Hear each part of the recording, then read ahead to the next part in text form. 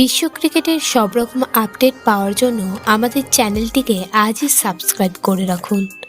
লোকসভা ভোটের জন্য পিছিয়ে যেতে পারে আইপিএল, এমনই আন্দাজ করেছিলেন অনেকেই।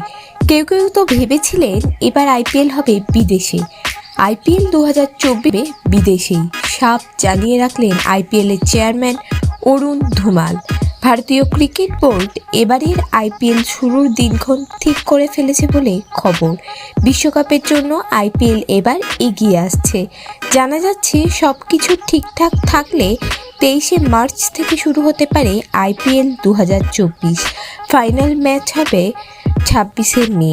টি-20 বিশ্বকাপ শুরু হবে 1 জুন থেকে, সেজন্য এবার কিছুদিন আগে থেকে শুরু হবে আইপিএল। লোকসভা ভোটের দিনক্ষণ ঘোষণার পর আইপিএলের তারিখ ঘোষণা করবে বোর্ড।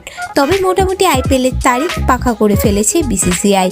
এরপর লোকসভা ভোট ঘোষণা হলে 2 থেকে 3টি ম্যাচের তারিখ হয়তো একটু এদিক ওদিক হতে পারে, বাকি সূচি প্রায় একই থাকবে। ভিডিওটি ভালো লেগে থাকলে বাংলার ক্রিকেট চ্যানেলটিকে অবশ্যই সাবস্ক্রাইব করে দিন।